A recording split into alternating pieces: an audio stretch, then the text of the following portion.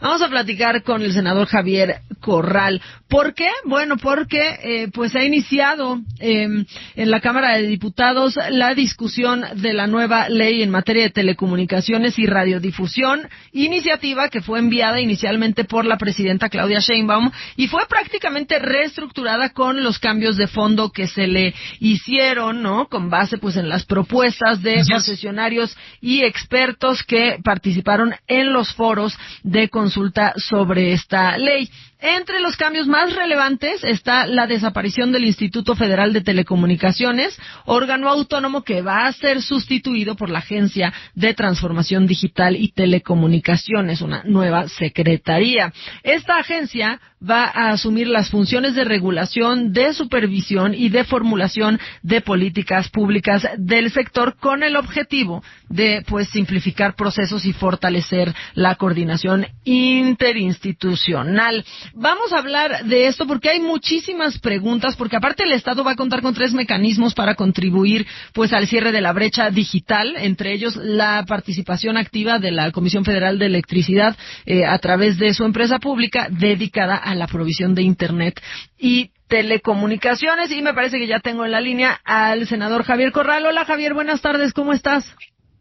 Maca, muy buenas tardes, muy bien, muchas gracias. Oye, antes de que entremos en tema, te lo tengo que preguntar, ¿ya viste a César Duarte bailando? Sí, ya lo vi, haciendo una exposición cínica de su impunidad, de los tribunales se fue a la pista de baile, del quirófano y de los hospitales se fue a los bares de Chihuahua.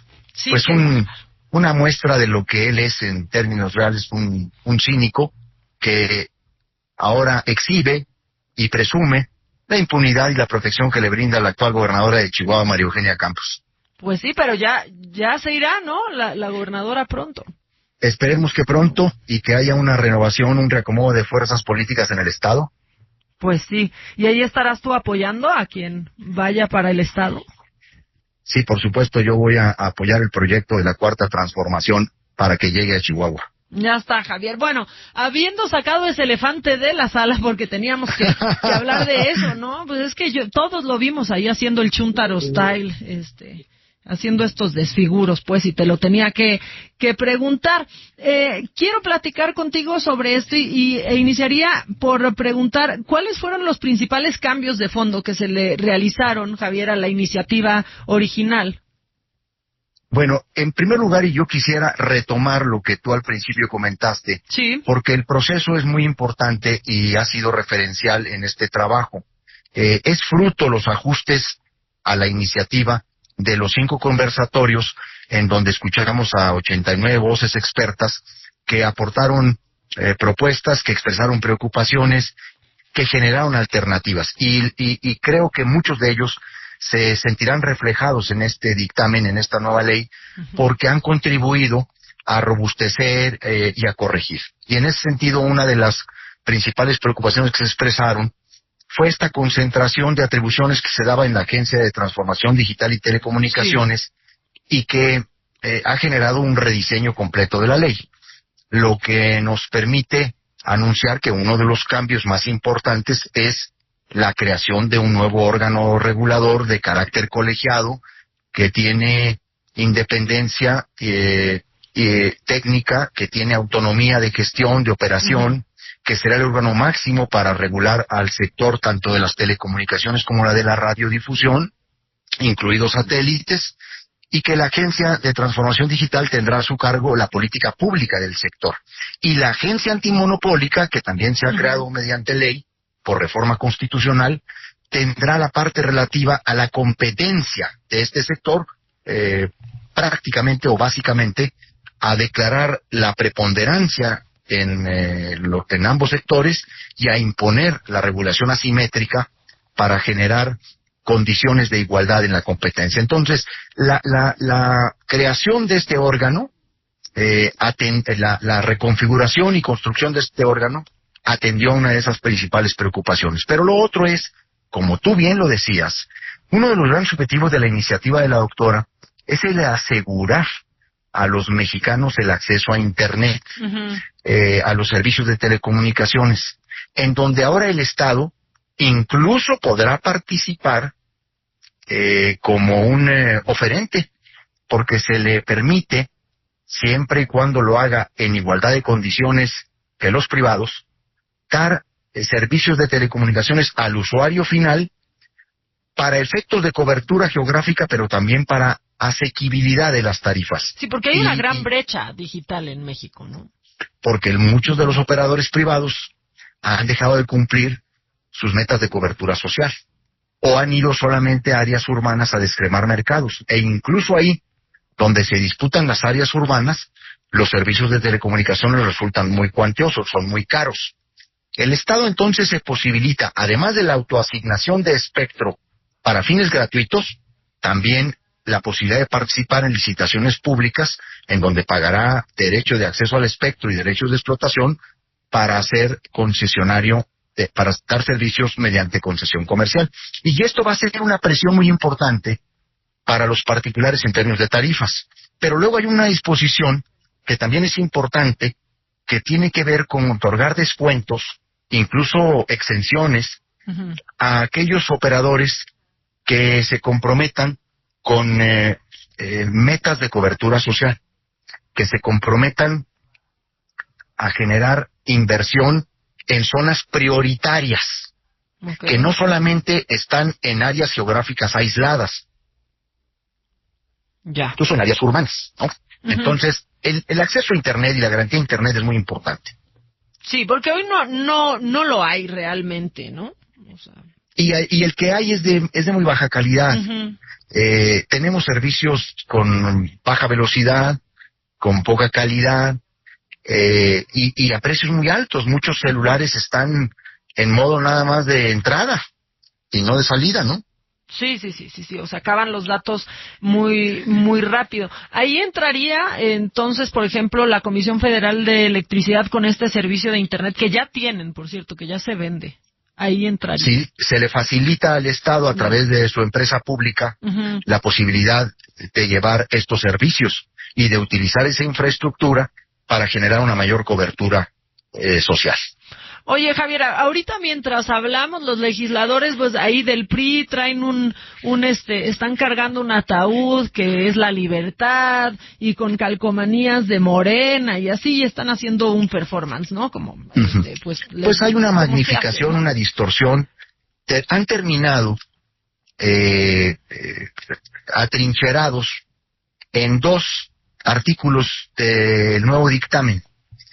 2 artículos en los que piden cambios en fracciones, ni siquiera en eliminar los artículos, pero que son artículos que son vigentes en la actual ley, que tienen una vigencia de 10 años en el país, y de ahí se han agarrado porque no les quedó ninguna otra bandera, porque ya no les quedó ningún argumento o pretexto para descalificar, porque están en la magnificación y ahora se han colocado en la tosudez.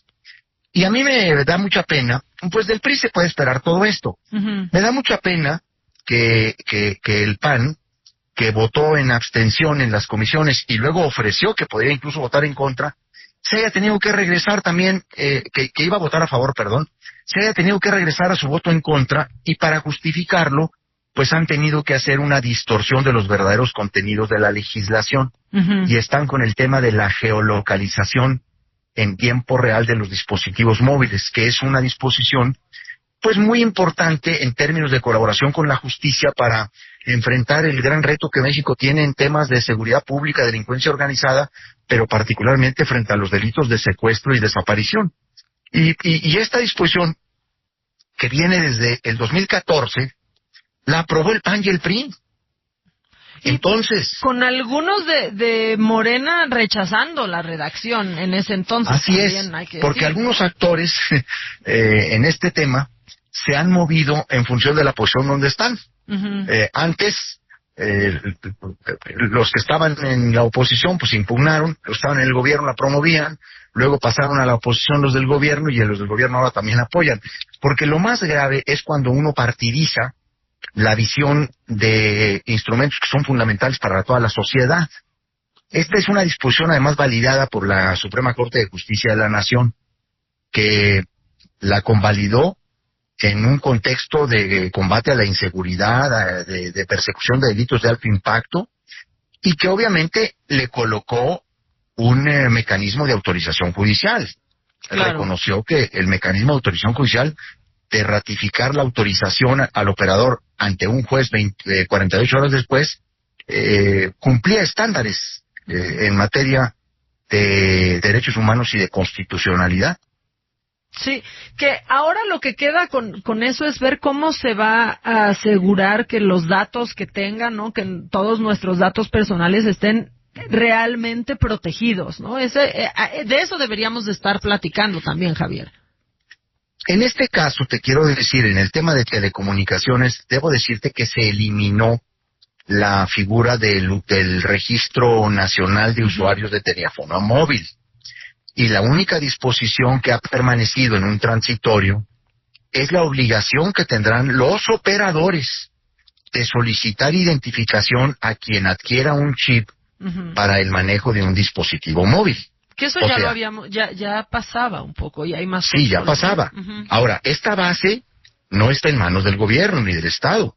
Esta es una base que está en manos de los operadores, a quienes la ley obliga a mantener por determinado tiempo esa información. Oye, y tocando otro punto de esta nueva ley en materia de telecomunicaciones, ¿cómo se va a garantizar los derechos fundamentales, ¿no? Como la libertad de expresión y el acceso a la información, que se ha sido otro punto de esta ley. Esta legislación es reglamentaria en más de un sentido, en más de una disposición del artículo 6º y 7º de la Constitución. Esta expresión e información y los límites a esta. La legislación no puede ir más allá de la Constitución ni de esos límites. Y es lo que reproduce exactamente en materia de contenidos audiovisuales la nueva ley. De hecho, esa parte prácticamente transitó completita de la actual ley a la nueva. Íntegra, prácticamente se fue. Íntegra. Ya. Y luego viene esto de la protección de las audiencias, que yo creo que pues sí refuerza los derechos, ¿no? Un poco de las audiencias. No, ese es un tema fundamental en los objetivos de la iniciativa de la doctora Claudia Sheinbaum, rescatar los derechos de las audiencias que habían derribado en el 2017 el bloque del PRIAN en el Senado, en lo que se conoció como la iniciativa Televisa Doring. En 2017 se fue a eliminar los derechos de las audiencias, la figura del defensor público de audiencia, y por supuesto una de las principales atribuciones para garantizar esos derechos. La Corte invalidó la reforma por procedimiento legislativo, pero dejó el vacío legal. Ya no rellenó, porque no es función de la Corte, volver a colmar legislativamente la ley. Pero la doctora sí lo hizo. En la iniciativa rescató los derechos de las audiencias y están enlistados en el nuevo capítulo 4º de la ley. Y muy importante decir, se ha matizado, y creo que en beneficio de la objetividad, el tema de distinguir información de opinión. Porque ahora, dentro de uno de los derechos de las audiencias, que es el derecho de réplica, se ha agregado que los concesionarios aportarán elementos que permitan distinguir la información de la opinión, ¿no? Que es una base muy importante para el trabajo de los defensores de las audiencias. Una figura que en esta nueva ley deja de ser decorativa para tener realmente ahora sí un papel mucho más útil y eficaz. Que muchos medios incluso ya la tenían, ¿no? Ya la tienen estaciones muchos de radio, ¿no? Sus ombudsman o ombudspersons. Y los códigos, ¿no?, de ética. Exactamente. Que aunque no sustituyen a la ley, pues sí la complementan. Pues sí. Javier, pues sigamos platicando de este tema y de otros, ¿no? Por supuesto, con mucho gusto, Maca, cuando quieras. Te mando un abrazo y muchas gracias por entrar un momentito a platicar. No, con mucho gusto, gracias a ti, un abrazo. Gracias. Bueno, pues ahí tienen a Javier Corral, senador de la República.